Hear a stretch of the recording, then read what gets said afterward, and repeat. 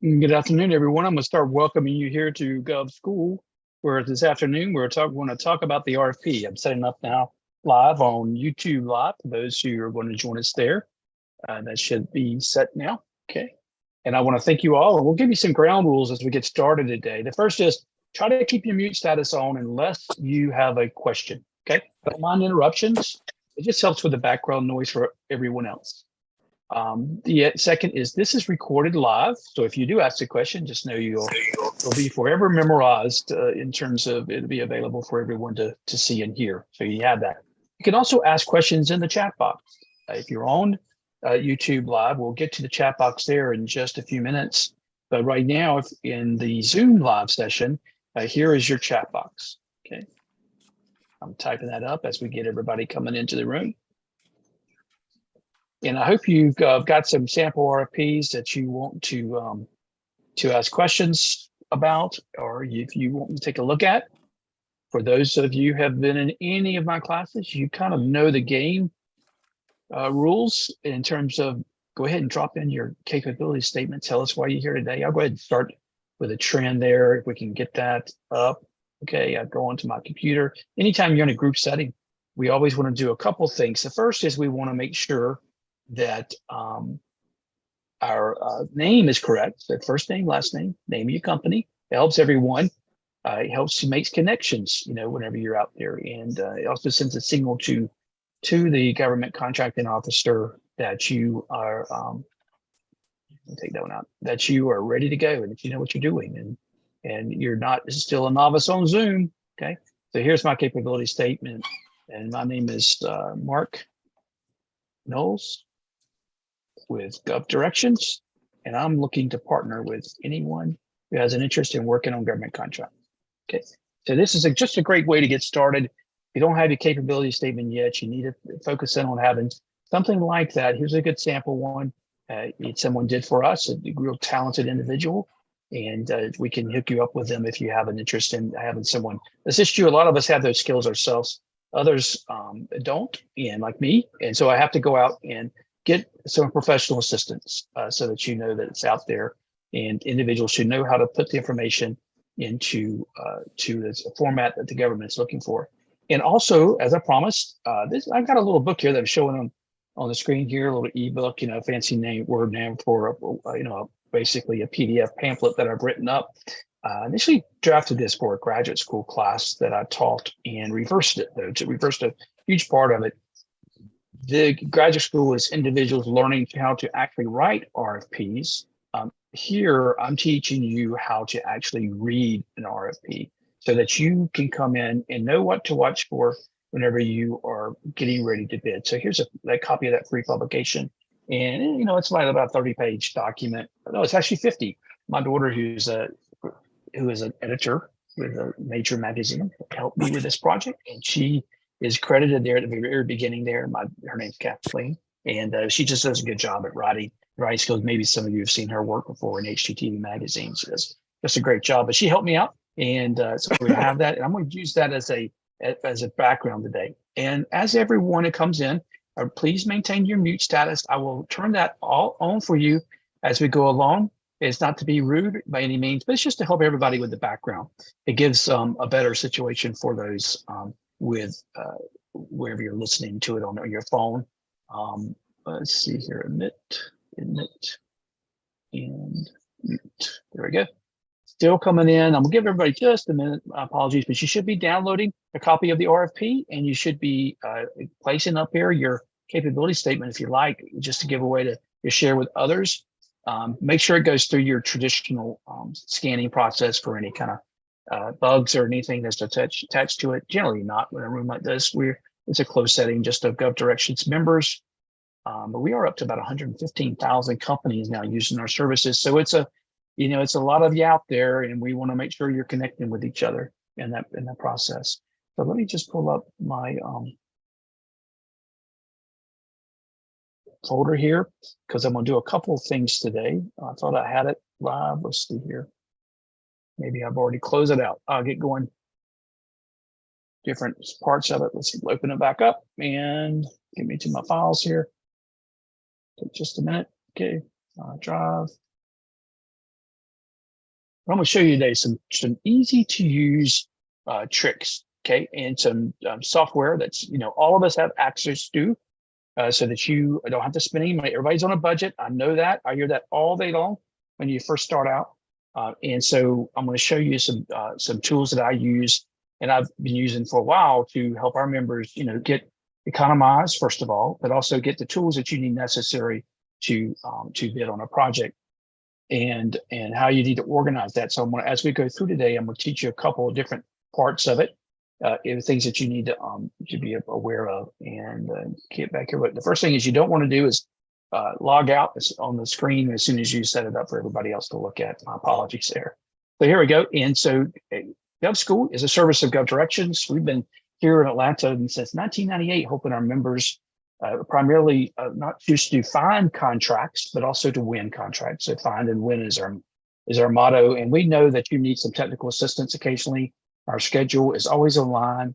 And then other times we do some of these sessions like today where we got some free Tuesday afternoon, got some time available for you.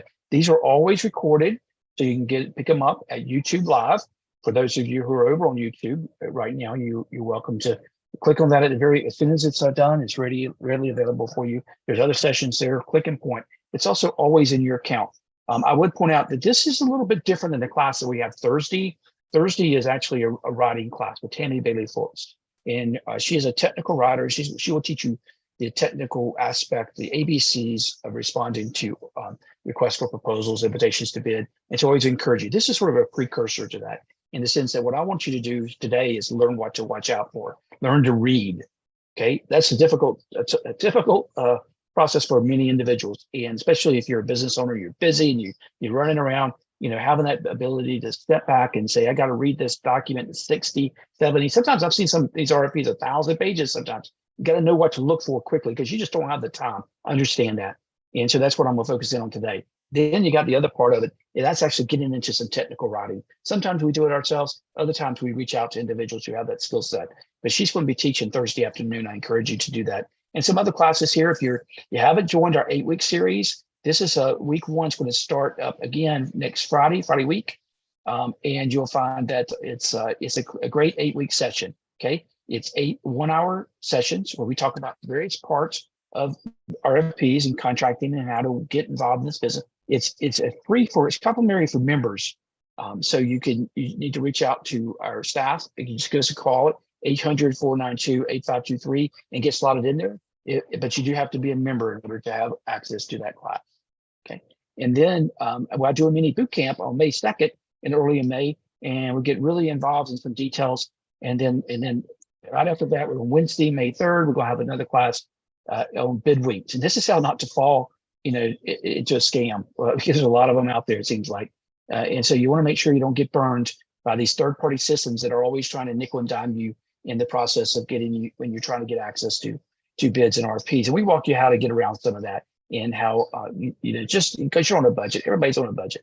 And so this is one of our platforms to assist you. Make sure that you watch out for the schedule, join any of the classes that you would like to continue to let individuals in the room. But today what we're going to do is talk about the RFP, okay? And I don't want you to be intimidated by, with these documents that you see. And what I'm going to try to do today is give you a good overview of how they work. By now, hopefully you have went into your account at RFP Delivery. This is our bid delivery system, an RFP delivery system, delivering over 5,000 new calls for bids and proposals every single day. And you should have an account here. If you don't have an account, while we're starting to talk, go to RFP Delivery. If you got this email today, you most likely do. Even if you haven't been here, just use your username and password that's at GovDirections. This is our newest platform. It's using AI and geospatial analysis to make sure we pinpoint bids and proposals really are in your wheelhouse. And you just sign up there. It's a free registration, or you can sign in on your account. If you're not sure, try to sign in first. It'll tell you if you have an account. You just click sign in and then type in your email and password.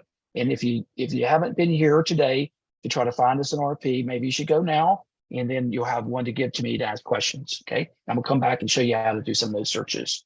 But here we are once again, going into 2023. We're getting to a point where the year is over a quarter over. And if you haven't won a contract year yet, and you promised yourself you would in 2023, then you're running out of time. Okay. So, I find that the most difficult part is getting started, just diving in there and starting. One of my favorite recommendations whenever I tell someone about government contracting, and the first thing they ask me is, how do I get started? I'm like, the first thing you do is find an RFP that matches you. Okay. Find a request for proposal, invitation to bid, download it, read it all the way through, see what you don't know. Okay. Because you don't know what you don't know until you get in there and start. And so if you're ever given all these reasons why you can't do something, you got to have this, you got to have that, push that aside, because unless the RFP itself tells you have to have something, then that's all you're going to need. Okay. And so you don't need to go invest in a lot of different things. I've got my capability statement here, but you don't have to have a capability statement for every single RFP. You mainly need those for your request for information, for your marketing purposes, for your source of salt. And so that's why I drop it into in a meeting like this, so that you can, make contacts with others and let them know what you're able to offer. And so that's why you use those. It doesn't mean you have to have it in order to bid. You need to have you need to have some of the same details, but you don't have to have it structured the way I have it structured there. But you do have to have certain things. And so when you read through there, in your industry, it's always different. And then you start jotting down some of the things that you know you're going to need. And then the ones you understand, go forward with it. The ones you don't understand, step back and take a deep breath and learn what that means. Okay, that's the best way to get started. And just to remember as you go through, this is my favorite slide. I use it in every presentation. It's supposed to be hard. If it were easy, everyone would do it. And this is Tom Hanks in A League of Their Own. Here it is, baseball, softball season. And if you get out there, most of us can get out there and toss a softball around. This is about a softball team that wanted to be the best. In order to be the best, they had to practice. They had to get out there. It was hard. And otherwise, we'd all get out there and play softball. And that's what he just said as a coach to this team. And I use that quote just about every place. And in order to do some of this, I said earlier about our 8-week training session. You're welcome to join it. There's a scan there to pay it. But if you remember, you don't have to pay. Just give us a call. It's 8 weeks. We even have it on in a Netflix style version where you can sit and watch it one weekend if you like, all 8 hours. But to get you started, get everything that you need in order to win. Okay, and that's our primary focus for that class, a series of classes for you. Today, our specific purpose is I want to identify the structure of a request for proposal. I'm going to walk through each section. I'm going to explain its importance to you. I want you to stop me as we go along if you don't understand something. Okay, so you can do that in a couple of different ways. One is you can raise your hand. Technically speaking, it's a little option there, and you should be able to find it under I think it's under your more setting. Okay, but it's just to raise your hand and you can ask a question, or you just politely unmute yourself and say, "Excuse me," and we'll answer it in that way too. Try not to talk over each other if you have multiple questions. Okay, so we're going to make this as interactive as possible. And then the final method, just drop the question in the meeting chat box, or just say hello to get used to it, so that you know how to do that. I'm going to use an actual RFP, and at the same time, I'm going to show you today how to use Google Drive to really save yourself some time, get yourself started. Even it's a situation where you might even want to share with us so we can give you some technical assistance. We provide this in our Gov Advice series. If for those of you who are not familiar with Gov Advice, but it's a micro consulting platform that we have available to our members to help you with things you just don't have a time to do. And one of those is setting up your initial response. And what I do is I lay it out for you in terms of a Google Drive for you over a 3-hour period. And we get everything you need in place in order to get that done. Okay. And this was with your help. And so that we're working together. And I just started doing this because I had so many requests for it from various members. And as we go going forward today, it's important that you really understand how the request for proposal fits with all the contracting instruments. A contracting instrument is essentially the way the local government, the state government, or the federal government agency is going to work with you, will work with contractors like you. And they want to treat you all uniformly. So they're going to use an instrument to notify everyone in the same way. So you have the same basic information that you can compete fairly, and there's no influence by anyone in particular. So we use these to govern that, and there's rules and regulations in place defining how they are to be used. Okay, so you need to make sure you follow those. It's really the burden is on you to understand what they are. Okay, the government doesn't need to explain that to you. They will give you access to the rules. Maybe by now you've seen FAR. I'm a big believer in experiential learning. FAR is acquisition.gov. Okay, so you should go to acquisition.gov. If you haven't been there yet, play around with it, understand it. Someone asked me yesterday about definitions. Do I have on our website somewhere all these definitions for all these acronyms? No, I don't, but there's a great one here in FAR in section 2. Part 2 is really just about the words you need to know in government contracting. But if somebody says FAR 15.2, you're going to know you have to go here at acquisition.gov, look at section 15 or part 15, and then go into point 2. This is the scope, the station for receipts and proposals. Okay, all of this is in plain written language, and you should be able to understand it. It's not complicated at all. Okay, the definitions, if you're not, going to drive you back here, and they literally go through pages and pages and pages of definitions of words that mean something to government contracting and contractors and contracting officers. Okay, so the more of these you come to understand, the more you're going to show off your knowledge to the contracting officer, and then you're going to win those bids. Okay, it's just the way it is. Okay, but the contracting instrument itself is the first step. And we have these basic ones. I will talk about RFP last. The request for information. This one, the government is really trying to determine if there's anyone interested in working with them in general, or is there a marketplace? Okay, and they want you as a subject matter expert to tell them what they should be asking for.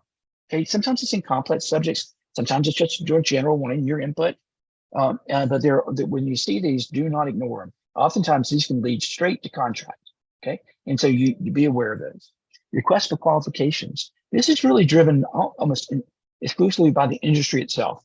And you want to make sure, the industry wants to make sure that they're competing against the same individuals who have the same quality of services. So for example, maybe it's electricians who are all certified electricians. Okay, they want to know all of you who have those qualifications. Then they'll alert you that if you meet these criteria, then you're qualified to bid. Okay, other times they want to do it to actually set up some pre-approved purchasing. So maybe they know they're going to have over the year the need for plumbing throughout their organization, and they want a list of all qualified plumbers and your price per hour, and then they're going to pre-approve you, and then the government officials themselves can just call you up and contract with you once that's there. Okay, request for qualifications. Source of salt. Here's when an agency is trying to determine if there actually is a marketplace. And so if somebody has the product, we saw these, for example, when there's a shortage with hand wipes, and the government would basically send out a list that here's what we're looking for. If you have a company that has these services and you have this source, then let us know. Often, almost always, if your request for information, your request for qualifications, and your source of salt, they're asking for your capability statement. Okay, so you need to have that ready to go if you find yourself in any of these 3 areas. Most of us find ourselves though. Okay, but these are not going to go straight to, this is not a bid. These are not RFP specifically where they're going to hire you. This is basically determining the marketplace and those that are in the marketplace. If you respond, you oftentimes, and you're the only response, for example, they could go to a sole source. They can go to a situation where it's a justification, or it's just a straight up hire. For example, when there's a problem in, just in general about maybe a disaster. Here we are coming up. I know just here in Georgia, we had some tornadoes the other day, and the government has to act quickly to get things back up in order. So they may have to come in and they might ask for maybe just a letter on their website, request for information for anybody who can help them clean the roads, maybe the logging on the side, or cleanup or debris removal. And there you just send back just a note saying, here I am, here's my company, here's my capability statement, I'm available. And then they can just turn around and call you and hire you. Okay. Oftentimes, if it's going to be, you want to make sure you're registered in the right areas. For example, there for disaster spending, you want to be in the disaster response registration for within SAM. So making sure you have your SAM registration, even though it's not a federal bid, you oftentimes have to be in that system. Now, of course, SAM is only the federal government system for award management. And then you're going to make sure you also are registered at other places. We have a whole class in registrations. Invitation to quote. Here, the government typically can just call you up on the phone. Maybe you're one of three. They may want to ask you just to fax something back. Really informal. You've got the skill set. They know you do. Maybe you've worked with them in the past, and they're just asking for some basic information and for you to bid on something. Everyone in the quote understands what they're asking for. Typically, I see these sometimes with maybe like 1,000 square foot facility. They want somebody to come in and do some pest control, and they just call up three or four companies who have solicited, who have responded to them before in order to go out and actually hire them for that service. Something simple. And then you get the more formal quote request, and that's the invitation to bid or request for bid. In the situation there, the government knows exactly what they want. Specifications are tightly drawn, and they're looking for you to provide a best quality price. Not always sometimes the best price, but the best quality price. They want to know that you know what you're doing, okay? So you want to go in there and you want to price yourself appropriately. You're typically in a very competitive situation at that point. They probably expect numbers of individuals to respond in this type of a situation. But it's tightly drawn. You usually respond them with a document where you might just be filling in the blanks. Maybe it's a per mile record. Maybe it's a per employee record, something where it's very straightforward. Everybody's bidding the same way, and you're sending information in the same process. And then you have the request for proposal. An RFP itself is, where the government generally knows what it's trying to achieve, the objective, and they know what the outcome should be, but they also want you to tell them how they should go about doing that. They want your proposal. Oftentimes this is driven by your knowledge base, driven by how much what your methods are like, and that you really are a subject matter expert in the topic. And the government itself, whereas an invitation to bid, they may be going out for new paper products every year. They may be only going out for an RFP, for example, my services, every 10 to 14 years. So it's somewhat rare for them. And so therefore, they're really counting on you as the subject matter expert to come in and help them. Okay. So these are the different ones that we should be seeing now in the marketplace, and you should be watching for those. Oftentimes the invitation to bid is sometimes referred to as a solicitation or either combined solicitation synopsis in the federal system. Those are simplified acquisition methods. And then the RFP is more like a special notice, oftentimes listed that way or source of salt sometimes, okay? So you have to watch for those. And so as we get into this, just remember that an RFP, a request for proposal, is a solicitation. They want your input. They want you to respond, okay? Not a done deal, okay? If you read it, you think, oh my goodness, they've already decided who they're going to hire. It's just not true, okay? If it's in the competitive marketplace, they want your response. It's not to say they haven't lifted the same information from another RFP somewhere else. Why do they want to reinvent the wheel? Okay, especially now we got AI. They can just type, if you go there and say, type me up an RFP, and goodness, never know what you'll get. But you'll see that they're actually requesting your solicitation. So at our site, when you go in there, these are not speculative contract requests. These are actual RFPs being sought out by the government agencies. And so, and I just like to point that out, because a lot of times we think we might be wasting our time on something.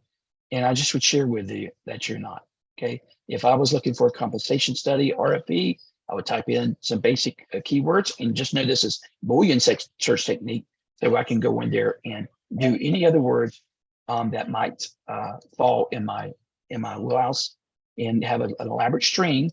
OR is, expansive, and conjunction, all caps there, OR, and would be limiting, okay?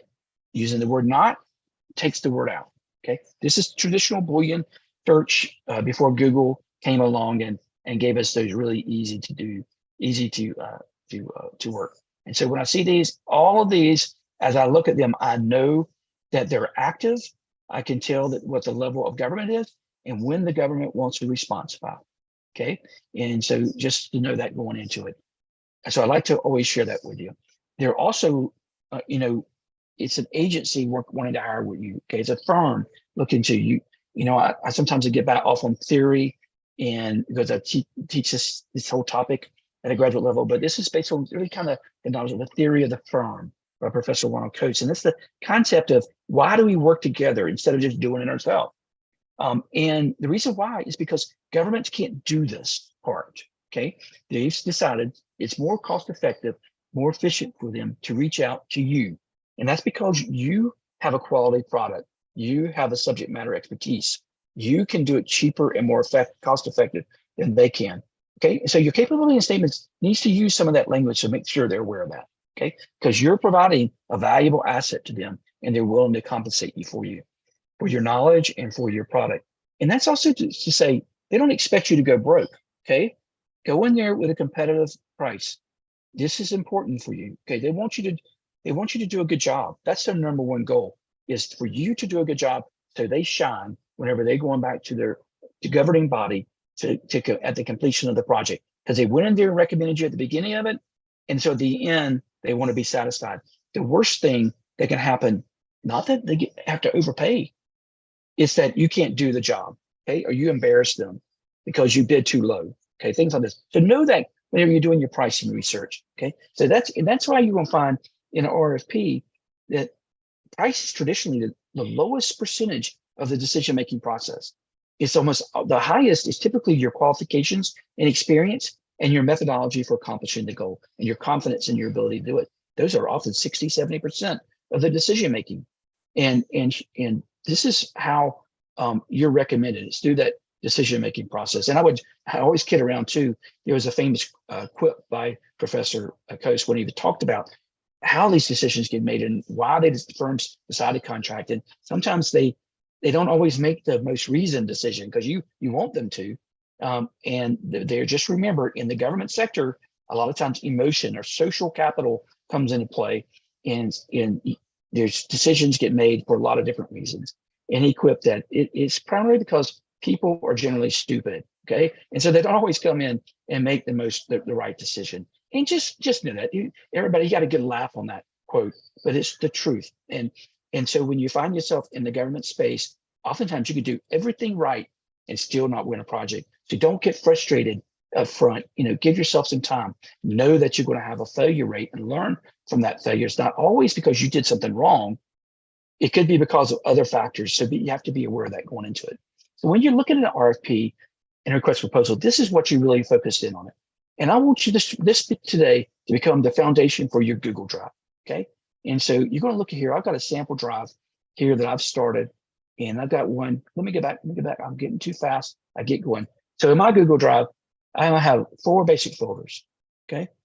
I'm going to have my completed projects. These are the ones I've done a good job on. I can point it out, pull it out, show it to someone if I need to, and it's there. Okay. And then I'm going to have my completed responses. These are the responses to RFPs. Maybe I don't win all of them. But I did respond and I got it all in there. Okay. And I've got it for longevity. Okay. And for a repository of information. And so you'll have all of those placed in my file. I'm also going to have a folder just for my capability statements. And notice I have that plural because if you only have one, good. That's good. That's a good place to start. But whenever you start winning contracts and you start growing, expanding, you're in different areas, you may need different versions. Okay. And so I might have one just I do compensation studies as my training in graduate school. And then I also do what's referred to as indirect cost allocation studies. And then sometimes I do organizational studies. This is even somewhat in the same field, some of these, but I have a specific capability statement for all 3 of those because it means something to the individuals I'm reaching out to. And so when I give them that, I don't necessarily want to give them a generic one. Now, I also have a generic one, the big picture, that I would take to, like, for example, a trade show that I might go to, an industry day. Some of them coming up this week. In fact, I think today there's one in DC for small businesses. And so you'll find that you want to have different ones and that you want to be able to pull them out. Oftentimes, you should in your capability statement have a generic one built in a folder that you can manipulate. Okay, whenever you have companies do it for you, make sure you get the raw data. Okay, so that you can go in and change it, update your NAICS codes as you do, update your performance statements. You should be able to make some minor changes to it.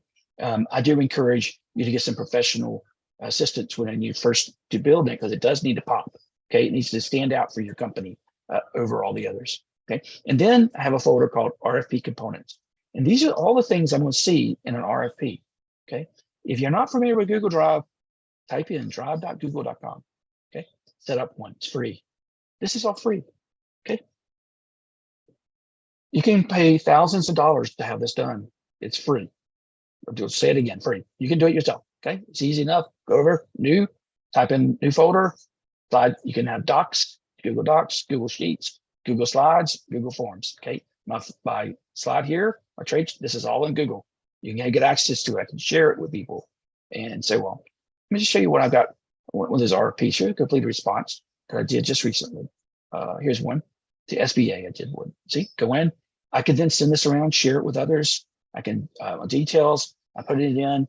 I can, if I go out and I do this again, just send it to a local or state government, then I can just drop in everything I need to drop in. Okay, most of this is going to be there. My capability experience. I've written this, literally this section here. I probably have written it up about 30 times. Okay, and I've got it in ready to go. I just drop it in, change it around a little bit, update some basic information such as the date and so forth, and have it there available. I have my slides. I have any kind of symbolism or images I want to use ready to go. I have my footnotes ready to go. It just keeps me from having to do it over and over again. And notice I'm going to do some basic things in my RFP. I'm always put the notice that I'm working on at the top. I'm also going to go in and have it paginated, okay, and make sure that that's all in there in the right way, okay, and pull in that information to for the membership itself, for the company that I'm responding to, organization I'm responding to. Having my basic information about my contractors that I'm working with and details like that. Okay, so I've slid it into an actual RFP, but I'm also going to have those same components ready to go. Oh, here's just another one I did back in 2019 that you can see the differences. Okay, going in there, profile, my references, all this information. I'm just lifting up over and over again in various responses. But it's going to be in my drive there. Okay, and I'm going to set that up. And yours might be just slightly different. We should have the basic theme and you might even want to have interested RFPs that you might be sharing with your writer that you're working with and drop those in. Okay, and then you can pull those off. Even some like to, you get to a point where you don't need this anymore, but you might be looking at your competitors and how they responded, and you might have a competitive response in here because most of that's public information, and then you can keep a copy of it. So look at it as a background. But I'm not a big believer in watching what others do too much. I want to do what I want to do, and mine should be unique. I should have the skill sets. It doesn't hurt to see what your competitors are doing, but if you focus too much on it, then the differentiators tend to drift. They drift closer together, and you don't really stand out anymore. Okay, just know that going into it. That's just a theory of mine. But here I'm gonna have some basic parts. In this particular one, 6 folders I keep on. The first is executive summary about my company. Okay, going to have all the details, my UEI, my a little summary about why I'm doing what I do, and I may improve that over time. What I hope to accomplish, my goals and objectives. They could change at the beginning of every year, beginning of every quarter. We should always be evaluating that, keeping that just like you would want you to do your resume.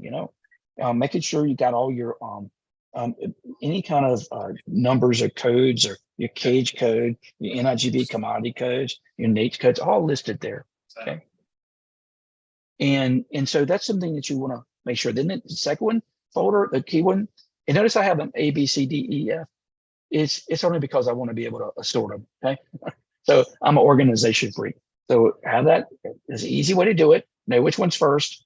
You can also do 1, 2, 3, 4, 5. Okay. Just title them that way. And then your qualifications and experience listing there. And I might have not only mine, but my subcontractors. And then I might have mine built in different ways. So I have qualifications A for indirect cost allocation, only talking about the projects that I've built an indirect cost calculation for, and that process and methodology for doing that. And then when I get into that folder, it could be A is that one. The B is going out and doing my compensation work, and then C doing my qualification, my work related to organizational analysis.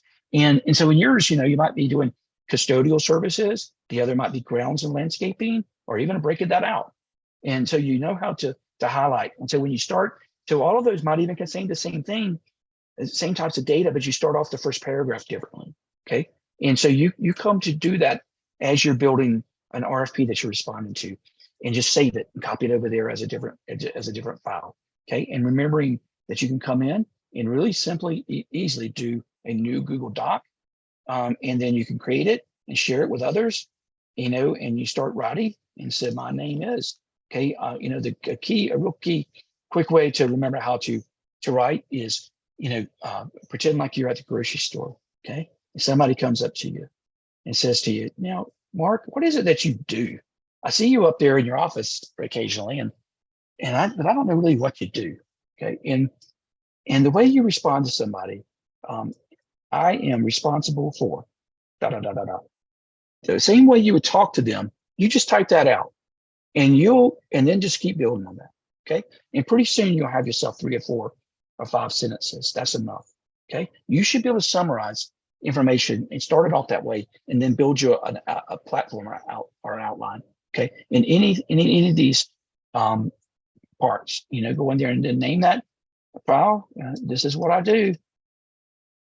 Okay. And then you continue to build on that. Easy enough. Technical writing should not be difficult for you. Always go in there, be short, accurate, and clear in how you respond. Okay. Accuracy, brevity, clarity. Okay. And so you'll have that document there for times to come. And if you're like me and you have a great daughter to help you out, and you can go out there and share it and have her go in there and potentially go in and edit it for you, wordsmith it for you. Now, if you work with us, we do that for you, and we clean it up and help you out with that process. Okay. Your methods and deliverables. This is how you do your work. And what I traditionally do is I'll go back in, for example, in this one here, they asked us how we would respond. And so I have these individual asterisks and how we're going to do something, and how we do our interview process and so forth. And so I keep those individually set aside, every single asterisk. Okay. And if I was looking at the original one, then as I'm going to show you in just a minute, then they sometimes they outline it for me. Because every one, what you can find is over and over again, the same thing. So save it. Okay. There's just no reason for you to go in there and reinvent the technical specs in your field over and over again. Okay. Now, whenever you get an RFP and you notice that they missed something, it doesn't mean that you need to go in there and create a new RFP for that company, that government. Okay. You're only doing what they ask you to do. Don't volunteer anything extra. The second thing I told you earlier, pull everything down. That's the first thing. See what you don't know. Okay. The second thing you should do when you work with governments, follow the instructions. Don't be creative. Okay. Don't go out of the wheelbox. I just can't stress that enough. Don't be creative. Governments are only measuring you on what they can measure everyone on. You throw something in there, it just throws a screw with a cog there. It's just going to mess you up. Okay. So your technical specifications, let me back up. Your typical parts of an RFP, that statement of work that you're looking for, that's always going to be the first thing. And whenever you read that, it really needs to say something to you. And if you haven't been in this class, here's my second favorite slide. The statement of work, and those first paragraph of an RFP, it needs to say, you're the one I wanted to find. Okay. If you don't hear that song start playing in your head, it's a Coldplay. You don't get excited about that RFP. This is the one I'm going to win. It's perfect for me. Then move on. It's a $6 trillion marketplace. Okay. $6 trillion marketplace at the local, state, and federal level. There's plenty of opportunity for you. Don't dwell on one that doesn't fit you and doesn't speak to you the way this song should speak to you. Okay. That's always important. Then the way you learn that as you step forward, you see that first statement of work. The next thing is the technical specs. What are they really looking for? Okay. In your industry, it should be something that you pick up on. Now, you don't have to have 100% match. Okay. I would say on the statement of work, it needs to be 100% match for you. Okay. It needs to really say, this is what I do. The second part here, they're saying, here's what we expect, but you probably can bring some other things to the table. Now, in this particular situation, you should never skip over a technical spec. Okay. If you can't do something on that list, it doesn't mean you should walk away from it. It means that you may need to broaden your response, or your contracting with someone else, subcontractors, and so forth. Okay. So you use that to your ability.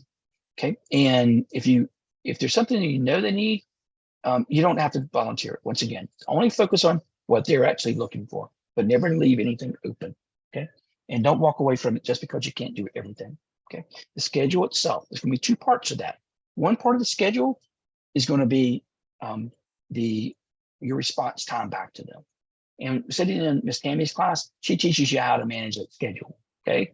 And I would just point out when you're dealing with RFP, another complaint I always get is, Mark, they don't give us 60 days to respond to these things. I need 2 months. Sorry, they don't work around your schedule. It's not going to happen. Sometimes you get 2 days. You need to be able to respond in 2 days. Sometimes you get 2 months. You should take the 2 months. Okay. Work expands so as the time available to fill the time available for its completion. This is Parkinson's law. So if you got 2 months, sit back, take it. Okay. Do a good job. This one here I just showed you, I was working on that RFI. I had it for almost 3 months, and I didn't send it off to the day it was due. Okay. And there, it was coming because it was going to be emailed. If I needed to go to in a system, they're waiting, I probably would have sent it off a day early just to make sure I don't have any snafus. Okay. But if they'd asked me to do it in 3 days, I could have done it in 3 days. You got to be ready. And the way you do it is to have that Google Drive ready to go. You have your documents in the system for you, ready, all your RFP components in here, all your certifications, all your forms, everything that you're going to need, you're going to start setting up now. Don't wait for the RFP. Okay, go ahead and pull off one of them, start reading it, see what it says, build your responses. Even if you don't respond to that one, build it back on that. Okay, and so you take that time and use it wisely. And then on the other side of the schedule is how long do you have to actually do the project? Okay, and this is going to be driven by your list of deliverables. And this part is also important in your pricing. Okay, and I would just point out your contract terms and condition. That's typically your profit center. Okay, make sure you read the contract terms. And if it's going to cost you your profit, you need to step away from the contract.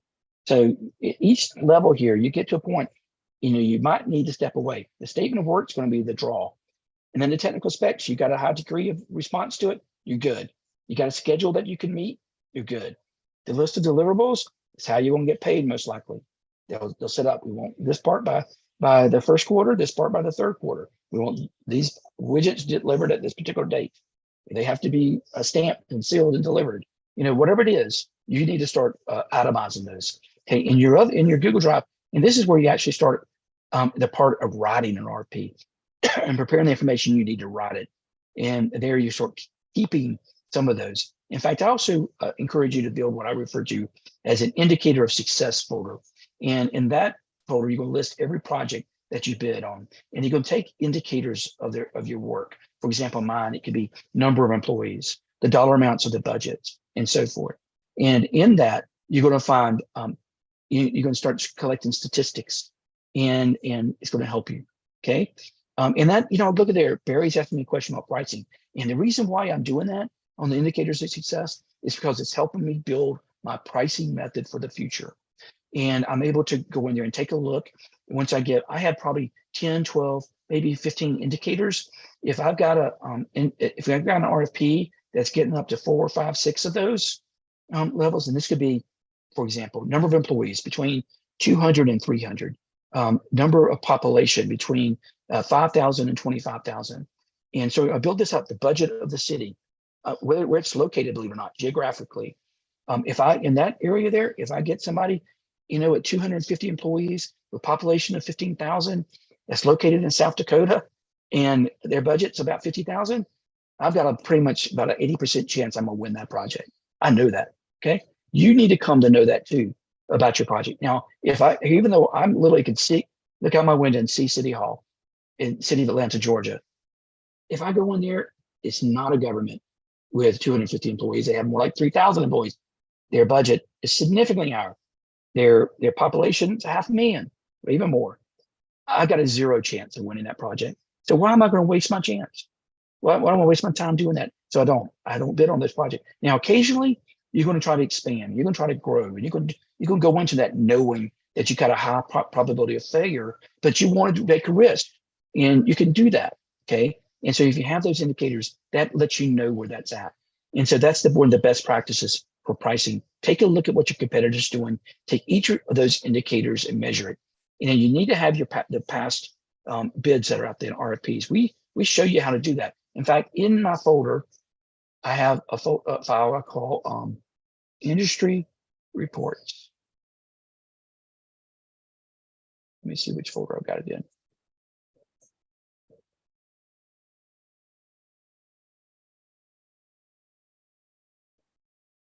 Maybe that's not it, but I've got a list of all the prior projects that were there. I keep a list of the agencies I'm interested in.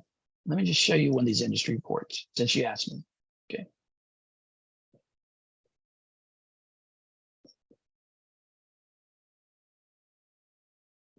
That might not be a good one. Okay. So open it up. I got every prior contract. GovDirections maintains records of some 5 million recent listings. Okay. We've got an elaborate database telling you when it's listed, and then going in and finding that original and seeing who won it and what price, and taking those indicators, spread it out for each of those, and then we calculate to give you some pricing structures that you can use. It's not, don't make it too complicated. Okay. And know that. And then, if you've got some experience, because what you're looking at is not just price research, but performance research. Okay. And so if pricing is only 10% of an award, then why do you need to focus so much on that? You need to focus more on the qualifications and experience if it's 45%. And so if you've got the qualifications and experience, you don't need to be the lowest price. To go in there at 75 percentile, meaning that 75% or below your price, you still have a great shot at winning that. I never go in less than 75 percentile. Now, there was a time whenever I first started that I couldn't do that. I had to go in at 25 percentile. That doesn't mean I'm 25% of the price that won. That means I'm in of that grouping. I'm almost near the bottom and most competitive, but I'm not quite the bottom. Okay. And you can go out there with enough of this information. We're really only about 20 of these, and I can pretty much tell you where anyone is going to bid at with qualitative analytics. Okay. So you got to know that in order to get in there. We do those kind of reports for you. If you have any interest, reach out to me. But your contract terms and conditions, let's guide some of that and make sure you read through those. Okay. The format of the proposal, that's the best thing about working with government. They're going to tell you exactly how to build your response, and you got to pay attention to them. They're going to say 10 pages. And in fact, in this one I showed you just a minute ago, if I go in there, let's see here. It's a live session, so I'm getting a little bit off. Well, if I go in there and I take a look at it, it showed me that I had to answer these questions. And so I outlined those questions just like they listed them, and I gave the answer to them.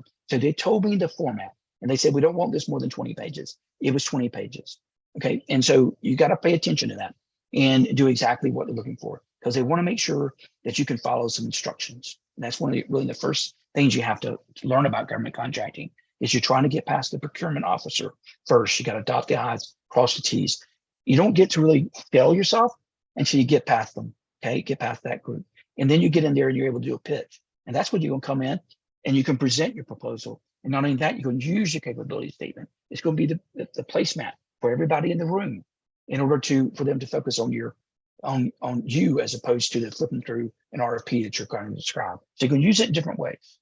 Your qualification experience, no one can sell yourself like you can. Okay. There's a famous quote by General Alexander Haig, and he says that, you're the one who can explain your capabilities. Tell them what you can do, then go further. Okay. Don't let anybody else tell how you can do things, because they're not going to give you any credit. Okay. They're going to take it away from you. So don't count on that. You got to sell yourself and have that ready to go. Say your qualifications and experience. And, just yesterday, someone said, Mark, I haven't won any contracts. I don't have any contracts under my belt yet for my company. I'm like, really? So what caused you to create a company? Well, I've been doing this 20 years. Okay. You've been doing it for 20 years. You're telling me you don't have any experience? Come on.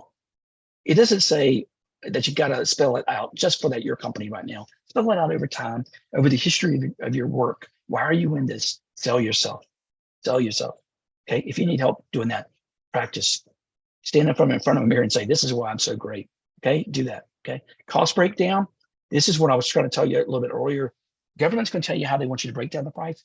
And you're going to see this over and over again in all your contracts. And you're going to start seeing what your competitors are doing. And you're going to want to follow this and those instructions, and then keep that and maintain it. And it's going to help you submit a competitive proposal. And then the other thing that's such a great thing about RFPs is there's an evaluation criteria. Okay. And in the criteria itself, they will tell you how you're going to evaluate. Going back to that experiential learning, if you go in and let me show you one that I did on in Carter County, Tennessee. Okay. Carter County. And I always go out and do research. Okay. Here's committee minutes. Okay. And what you'll find is that after you make a presentation, you go in, everything's recorded. It's stuck on the internet. Sometimes now it's even video. And so I'm able to go in and I submitted a proposal. I hadn't actually went in and pitched it yet, but they had already measured it. And let's just see here. This is building grounds. I was in finance committee. You can go in and do this kind of research, open up committee meeting. And I watched a couple of them around the time they'd asked me to come in. And lo and behold, here are how the measurements, okay? In their rubric, it's a scoring rubric, they told me they're going to measure number of years. They went basically experience, my team, and my methodology, okay? And then the cost. Cost was a small part. It was only a 10% breakdown, okay? And so here's one right here. So I'm looking at it. I know what my cost was here, 44.5, and I was able to tell they actually darkened out. You saw that movie, here we are with NASA, with SpaceX going up soon here, hopefully. But in that movie, I forget the name of the movie now, but the woman is holding her scoring or the information that's classified up against the window, up against the light, and she's able to read everything. And then they learned you can't really darken things out like what you should when it's classified. But that's what they did here. And I was able to still tell because I knew what my cost was, and I know everybody else wouldn't have the same cost. So I was able to go in there and I looked and see how they measured me before I went in there, and I had the highest record here. Okay. And so come to understand these things that they're looking for. So in my Google Drive, I'm typing in customize my project to their budget, their timeline. These are the things they're measuring. And over again, these become my indicators, okay, of success, because I know I'm getting good numbers on number of years. I'm getting good numbers on clients and so forth. Okay. And my cost was a small part of that. Notice I had the highest cost. Actually, I didn't. There's one other 75th percentile. Look at there. I bid 75th percentile. I can tell you almost to the penny where I need to be at. I can do that kind of research for you if you need that. But you got here, you see it. I came in with the second lowest. This is 2 out of 5. 5 is the highest, but I still had the highest score because it wasn't such a big factor. Okay. And they were looking more about experience, and I had the most experience. Okay. Now, if I was this guy here with less experience, I might come in a little bit lower, but this individual was leaving a lot of money on the table. Okay. And so you can see that there. You don't want to be that as well. There's one I showed somebody the other day where everybody was bidding. The winner had 12,000. Next closest was 20,000 for a project, and the highest was 125,000. Well, the guy who bid 12,000 was really stupid, if you ask me, because they were going in there leaving 8,000 on the table to start with. You don't want to be there. Okay. Everybody sits back and thinks, what are you doing? If you ever want to watch a good movie, watch War Dogs. It's a good one. They bring home the fact that you shouldn't go when there's a low price. And it's sort of dark comedy. So watch it when you get a chance. But the evaluation criteria is there. Come to understand how you're going to be evaluated. And so that's important. Some tips I told you today, always read the entire proposal. Pay attention to the areas that we discussed there. Each of these areas, when you look at, they're not always organized this way. See, sometimes you have to pull them out, but you can see the same concept, same parts in every RFP. Talk to your colleagues about it. Make sure you're a good fit. Don't just dive into it, and make sure it's really for you, that the RFP itself says you're the one that I wanted to find. It's yours, and you're going to have more success with it. Okay. And with that said, complete the proposal traditionally in one setting. It always makes a lot better sense. And then set it aside, come back, and then finish it before you send it off. But take all the time that's available for its completion. It's there for you. Use the time. There could be an addendum. There could be something change. There's a reason why you don't want to bid at the end. So make sure you know that. Okay. So let's go in there and take a look at that RFP process itself and how to find. And so I showed you earlier, I do compensation type work, and I'm looking for those type bids. And so whenever I go in, I'm looking to find one. Here's a digital equity study. Sometimes I can do it with just a simple keyword. Other times I want to go in and do some industry searches within your system. This is a powerful tool to allow you to do that. I can come in and look at all the human resource studies, across the country. I can then I go in, just look at set asides if I want, apply the filters. Whenever it shows me the filters, there's 50 potential bids that are active now. They're always active. I can drill into the geo or see where they're at nationwide. And so sometimes your business is driven locally. A lot of times we're now able to also serve internationally. And so look at there, I told you there was one in South Dakota. Here's one in South Dakota. Right away, that's an area that I like to find bids in. Okay. And so this is in the state of South Dakota. No, state of North Dakota, excuse me.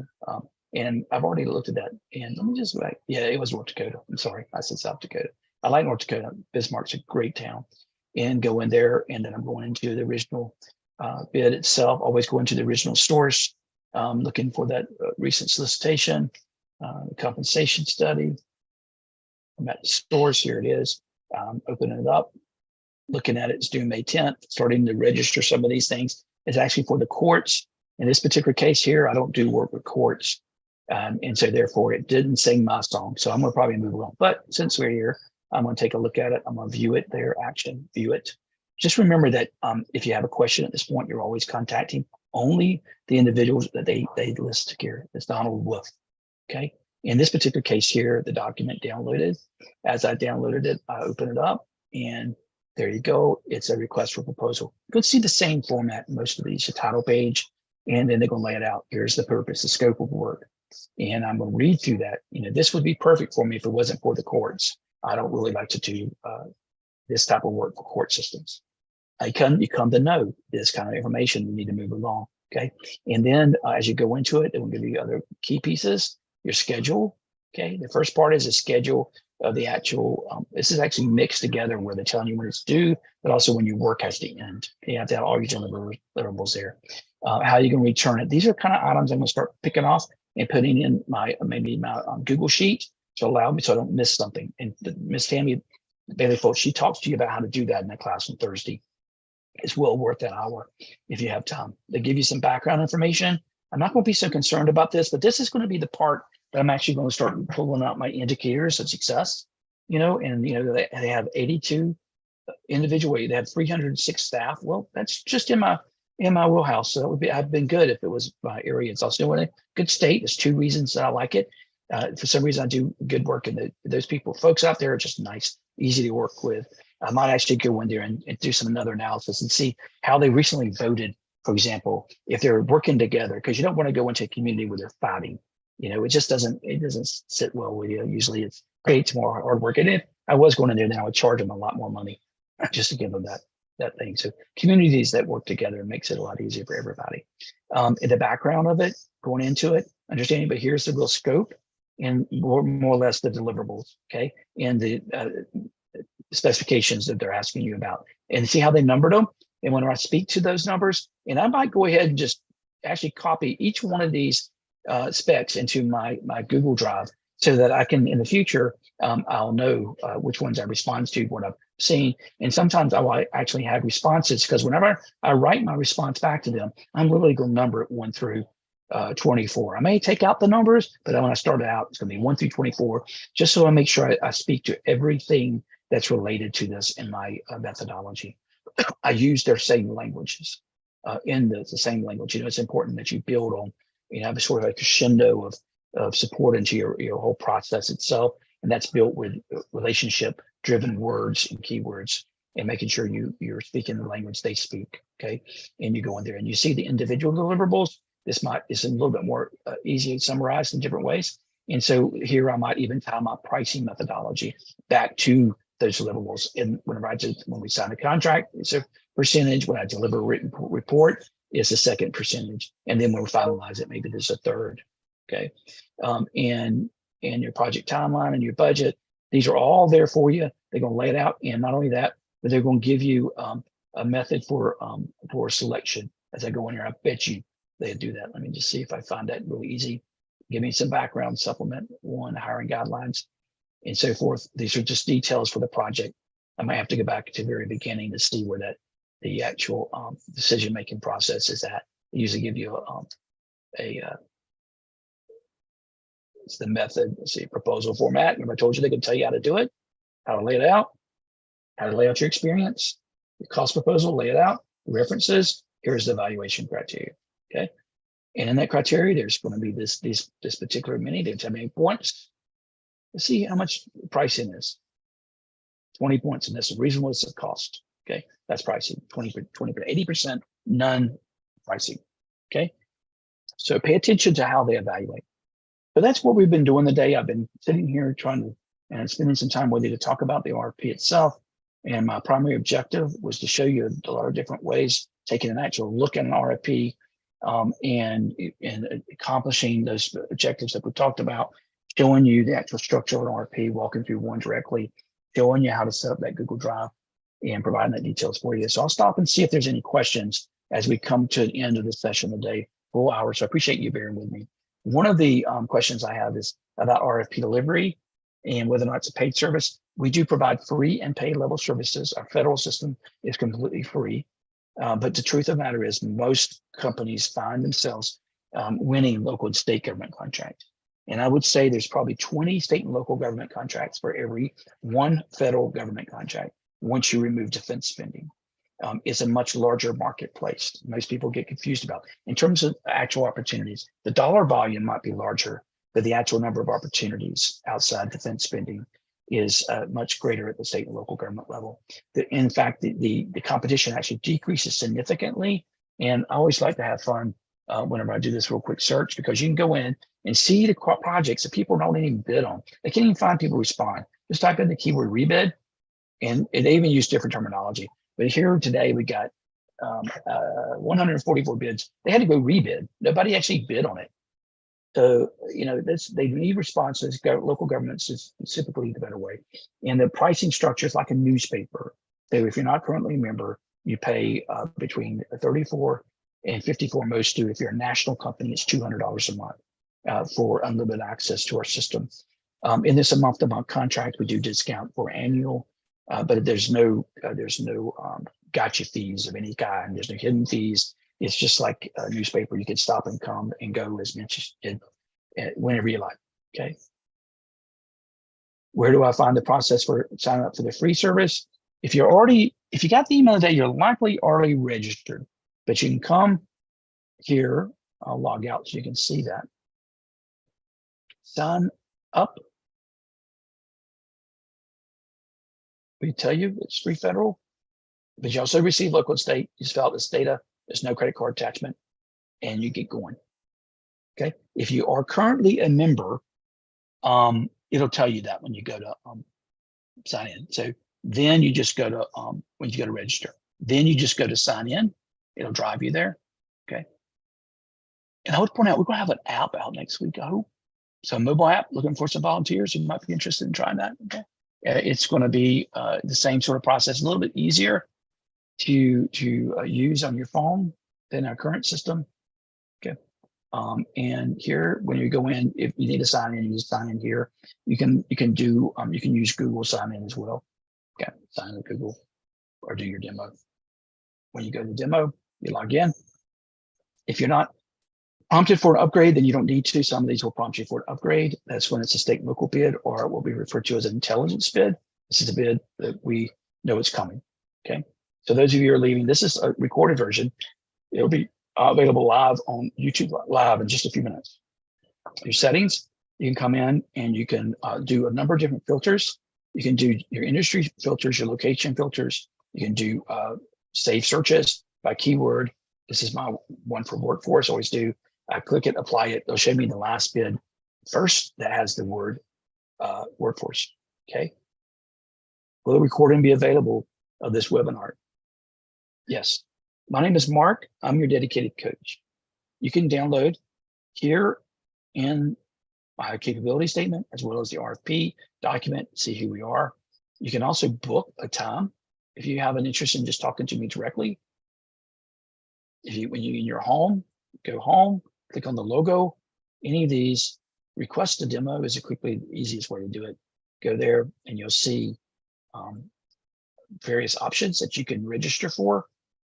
Some of these are paid, some of these are free, depending on the length of time that you might need. If you're actually looking for someone to set up your initial Google Drive, that's a $109 fee to get that all done. It takes about 3 hours. Okay. Price research, that takes about an hour. We provide that to you per hour. Okay. And so this is our Gov Advice series is a micro consulting platform. Okay. So you don't need to hire somebody full time. You can just do it on a one-off. Okay. Our classes and so forth are there available. Okay. But you can, I do work with particular clients as well to coach you through. And just background here, I've got 34 years experience working in government contract, and I've won about 350 contracts through in 34 states. So we've got some background, and we founded GovDirections RFP delivery in 1998 as a way to find these bids and RFPs quicker. As you know, it's a fragmented system. The concept itself is not so difficult to understand. And I'd like to show a little quick, easy, just viewed image just to illustrate that. It's like a puzzle box, thousands of pieces. Sometimes you open up the puzzle box, you open up the government contracting space, it's fragmented. Okay, it looks overwhelming, but it's not broken. And once you start putting together, there's 35,000 cities, 3,000 counties, it's 13,000 schools, 40,000 special districts. Once you start putting all this information together, it makes sense to you. It gets easier and easier.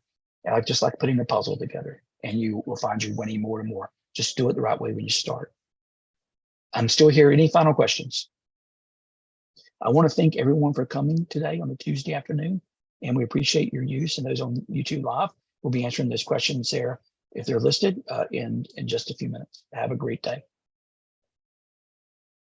For those who came late, this is a recorded version.